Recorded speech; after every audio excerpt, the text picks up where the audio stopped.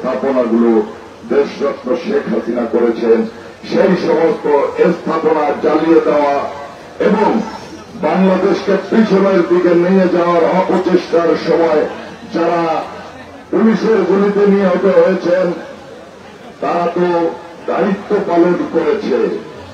বাংলাদেশের স্থাপনা রক্ষার দায়িত্ব সাংবিধানিক দায়িত্ব। আজকে ওই বিকৃত মানসিকতার জামাত বিএনপি তারা স্বাধীনতায় বিশ্বাস করে না। আজকে যারা দ্বিতীয় স্বাধীনতার কথা বলে, অফিসার্স লেসে যাদেরকে নিরাপত্তা হেফাজতে রাখা হয়েছিল তারা কোন পথে কিভাবে ওখানে গেলেন? প্রিয় বন্ধুগণ, আপনাদের কাছে সামনে আমি বলতে চাই, সারা বাংলাদেশে হত্যা নৈরাজ্য সৃষ্টি করছে। মহান মুক্তিযুদ্ধের মাধ্যমে আমাদের অর্জিত স্বাধীনতা আজ ভুল লুণ্ঠিত। আজকে ওই বিকৃত মানসিকতার জামাত বিএনপি তারা স্বাধীনতায় বিশ্বাস করে না। আজকে যারা দ্বিতীয় স্বাধীনতার কথা বলে, স্বাধীনতার অর্থ কি শিশু হত্যা? স্বাধীনতার অর্থ কি আমাদের এই স্বাধীন বাংলাদেশের থানা লুট? স্বাধীনতার অর্থ কি জেলখানা ভেঙে ফেলা? প্রিয় বন্ধুগণ, যারা আওয়ামী লীগের নেতা কর্মীদের বাড়িতে আক্রমণ করেছে সারা বাংলাদেশের বিভিন্ন জায়গায়, আমার হাজার হাজার নেতা কর্মীকে হত্যা করেছে, এই হত্যার বদলা নেওয়ার দৃঢ় অঙ্গীকারের দিন আজ 15ই আগস্ট। প্রিয় আপনারা ধৈর্য সহকারে অল্প সময় দেন, আমি বেশি বক্তব্য রাখবো না। আজকে সারা বাংলাদেশে এই 15ই আগস্টকে কেন্দ্র করে ওই বিএনপি জামাত বিভিন্ন কর্মসূচি দিচ্ছে। বঙ্গবন্ধুর পাথরের মূর্তিকে ভেঙে ফেলা যায়, ছবির বঙ্গবন্ধুকে মুছে ফেলা যায়, কিন্তু কোটি কোটি বাঙালির হৃদয়ের বঙ্গবন্ধুকে কখনোই এদেশ থেকে মুছে ফেলা যাবে না।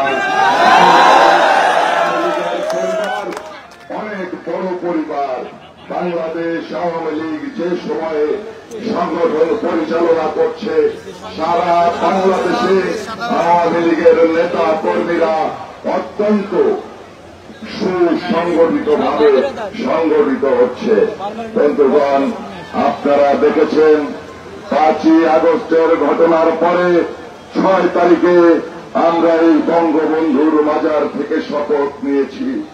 আমাদের শপথের সাথে সাথে সারা বাংলাদেশের মানুষ জাগ্রত হয়েছে, তারাও শপথ নিয়েছে জাতির জনক বঙ্গবন্ধুর কন্যা দেশরত্ন শেখ হাসিনাকে দেশে ফিরিয়ে আনার আগ পর্যন্ত তারা ঘরে ফিরে যাবে না।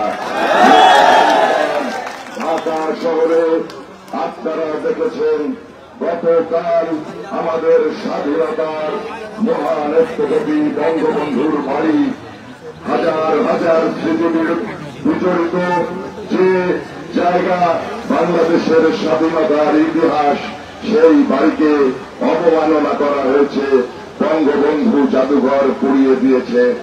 গতকালকে যখন হাজার হাজার মানুষ বঙ্গবন্ধু ভবনে হাজির হয়েছে, মোমবাতি প্রজ্বলন করেছে, ওই 71-এর পরাজিত শক্তি বর্তমান শাসক গোষ্ঠী ভয়ে ভীত হয়ে অত্যাচার নির্যাতন শুরু করেছে। আজকে আমাদের গোপালগঞ্জের যারা ঢাকায় অবস্থানে ছিল, তারা যখন ওই 32 নম্বরের সামনে যাওয়ার চেষ্টা করেছে, তাদেরকে নির্মমভাবে সেনাবাহিনী এবং পুলিশের সহযোগিতায় নির্যাতন করছে। এই অবস্থা চলতে পারে না, এই অবস্থা আমরা চলতে দেব না। আজকের দিনে প্রয়োজনে আজকে এই মাজার থেকে, বঙ্গবন্ধুর মাজার থেকে ওই দেশে আন্দোলনের ডাক দিচ্ছি। সারা বাংলাদেশের মানুষকে ঐক্যবদ্ধ হয়ে ঢাকা অভিমুখে আমরা যাত্রা করে ওই অপশক্তিকে বঙ্গবন্ধুর সোনার বাংলা গড়ার দৃঢ় প্রত্যয় ব্যক্ত করছি। দেশরত্ন শেখ হাসিনাকে বাংলাদেশের মাটিতে সসম্মানে ফিরিয়ে আনার দৃঢ় অঙ্গীকার ব্যক্ত করছি। দৃঢ় অঙ্গীকার ব্যক্ত করছি। আমাদের যে সমস্ত বাড়ি জ্বালিয়ে দেওয়া হয়েছে, আমাদের যে সমস্ত ভাইদের হত্যা করা হয়েছে, তাদের প্রত্যেকটা হত্যার বদলা আমরা নেবই নেব। আগামী দিনের লড়াই সংগ্রামের জন্য প্রস্তুত থাকবেন এই সরকার। তারাই তাদের ধারণা জগদ্দল পাথরের মতো এই বাংলাদেশে শাসন দীর্ঘ সময় চালাবে। আমরা সেটা হতে দেব না।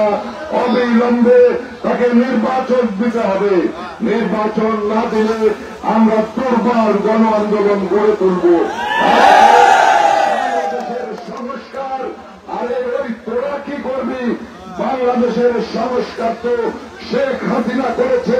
৭৫-এর পরে যত অপকর্ম করেছিস, বাংলাদেশকে পিছিয়ে দিয়েছিস, সেই জায়গায় বঙ্গবন্ধু কন্যা লক্ষ লক্ষ মানুষের ঠিকানা করে দিয়েছেন। হাজার হাজার লক্ষ লক্ষ মানুষের, কোটি কোটি মানুষের অন্ন বস্ত্রের ব্যবস্থা করে দিয়েছেন, সুচিকিৎসার ব্যবস্থা করে দিয়েছেন। বাংলাদেশকে উন্নয়নশীল রাষ্ট্র হিসাবে বিশ্ব দরবারে পরিচয় করিয়ে দিয়েছেন। যে মুহূর্তে দেশরত্ন শেখ হাসিনা উন্নত রাষ্ট্র গড়ার লক্ষ্য নিয়ে নিরলস পরিশ্রম করে যাচ্ছেন, সেই মুহূর্তে ষড়যন্ত্রকারীরা এই ষড়যন্ত্র করেছে। গোটা আন্দোলন ও বৈষম্য বিরোধী ছাত্র আন্দোলনের নামে আজকে সাধারণ ছাত্রছাত্রী যারা আছেন তাদের উদ্দেশ্যে বলতে চাই, আদালতের যে রায় হয়েছে সেই রায়কে সম্মান জানিয়ে আমাদের প্রিয় নেত্রী গোটা সংস্কার করে দিয়েছেন। কিন্তু ওই সেনা সমর্থিত কিছু অফিসারের মাধ্যমে আমাদের প্রিয় নেত্রীকে ওই আন্দোলনকে ঘিরেই ক্ষমতাচ্যুত করে দেশটাকে বাধ্য করেছে। আমরা সকলে ঐক্যবদ্ধভাবে এর প্রতিবাদ প্রতিরোধ গড়ে তুলি। দেশরত্ন শেখ হাসিনাকে সসম্মানে দেশে ফিরিয়ে আনি। আর একটা ছোট্ট প্রশ্ন আপনাদের কাছে, যে 5 তারিখ পর্যন্ত যারা আইন শৃঙ্খলা দেশের আন্তর্জাতিকভাবে বাংলাদেশকে পরিচয় করিয়ে দেওয়ার জন্য যে স্থাপনাগুলো দেশরত্ন শেখ হাসিনা করেছেন, সেই সমস্ত স্থাপনা জ্বালিয়ে দেওয়া এবং বাংলাদেশকে পিছনের দিকে নিয়ে যাওয়ার অপচেষ্টার সময় যারা পুলিশের গুলিতে নিহত হয়েছেন, তারা তো দায়িত্ব পালন করেছে। বাংলাদেশের স্থাপনা রক্ষার দায়িত্ব সাংবিধানিক দায়িত্ব। আর আপনারা যে ওই রাইফেল দিয়ে, আমরা বিভিন্ন মিডিয়াতে দেখেছি সেনাবাহিনী অস্ত্র দিয়ে নিরপরাধ শিশুদের হত্যা করা হয়েছে। আমাদের আওয়ামী লীগ, যুবলীগ, ছাত্রলীগের নেতৃবৃন্দকে ওই হত্যার বিচার আমরা করব। আর যারা ডাকাতি করেছে, অগ্নিসংযোগ করেছে, তাদের বিরুদ্ধে আমরা রুখে দাঁড়াব এবং এই অপশক্তি যারা জগদ্দল পাথরের মতো আমাদের দেশের ক্ষমতা দখল করেছে, তাদেরকে আমরা ক্ষমতা থেকে টেনে হিসেবে নামাবই। এই হোক আমাদের শপথ।